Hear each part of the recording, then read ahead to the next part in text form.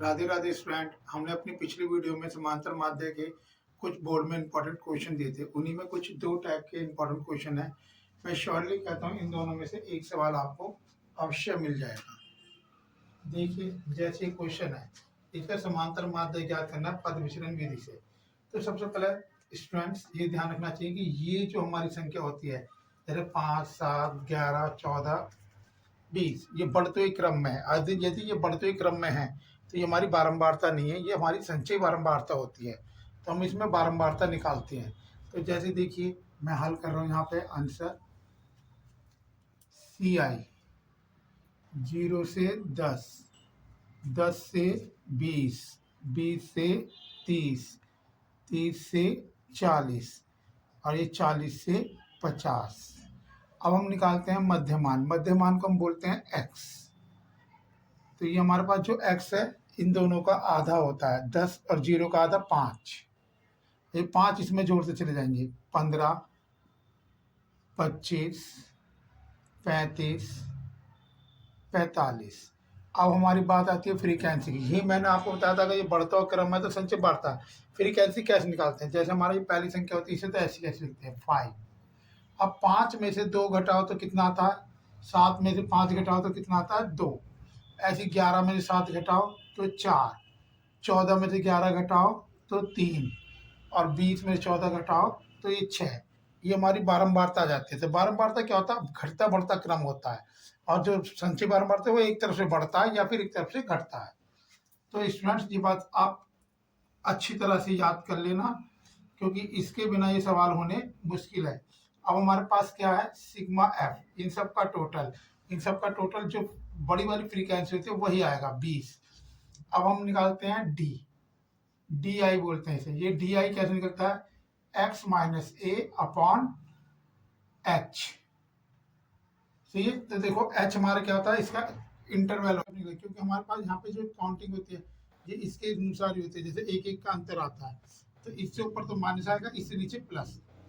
अब आप इन दोनों की मल्टीप्लाई कर देंगे, f इंटू डी एच। अब आप इसकी मल्टीप्लाई करेंगे तो 5 दूनी 10, 2 एक कम 2, 4 0 0, 3 एकम 3, 6 दूनी 12। तो प्लस के आ गए 15 और माइनस के आ गए 12। तो यह आ जाएगा सिग्मा एफ डी एच बराबर 15 में से 12 गए, कितना आएगा? 3 प्लस के। तो आपका सूत्र जो है वो सूत्र ये है, ए एम बराबर A plus sigma F D H upon sigma F into H. जो हमने एच निकाला, ये वाला एच। तो ए का मान आपके पास कितना है? 25।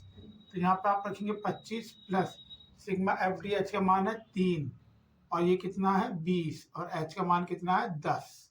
एक 0 0 काट देंगे, तो 2 से जो काटेंगे तो हमारा जाएगा 1.5।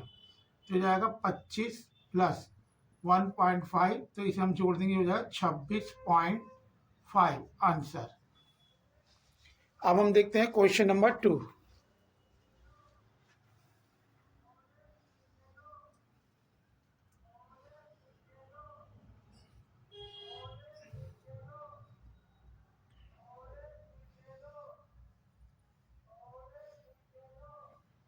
अब हम देखते हैं स्टूडेंट्स क्वेश्चन नंबर 2।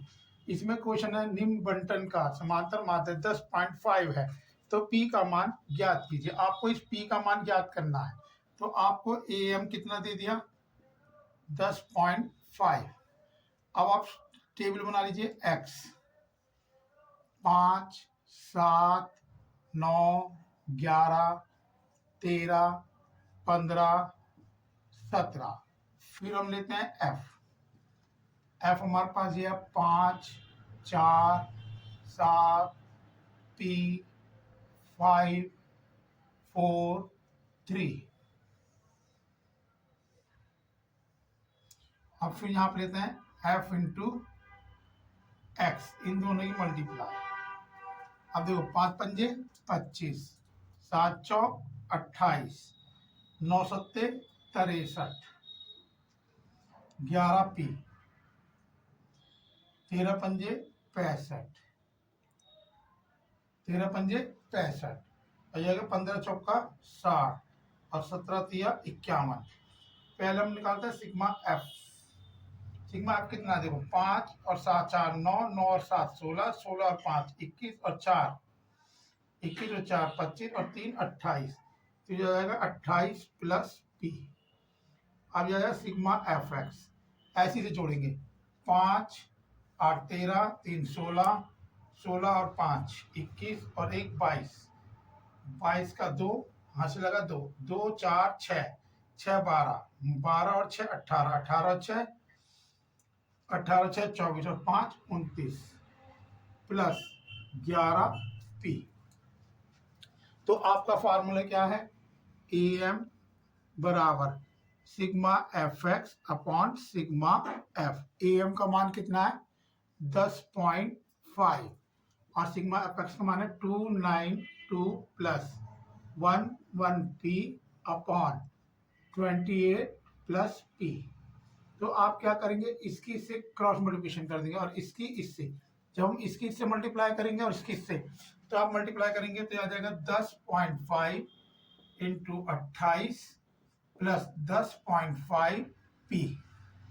इन दोनों मल्टीप्लाई करके बराबर, अब इन दोनों को कर लिखेंगे ऐसी 292 प्लस 11 पी। तो देखो पी यहाँ पे जाएगा क्योंकि पी का मान यहाँ बड़ा है और यहाँ ये छोटा है और ये इधर आके घट जाएगा। तो पहले इसकी मल्टीप्लाई कर लेते हैं हम। तो देखो 25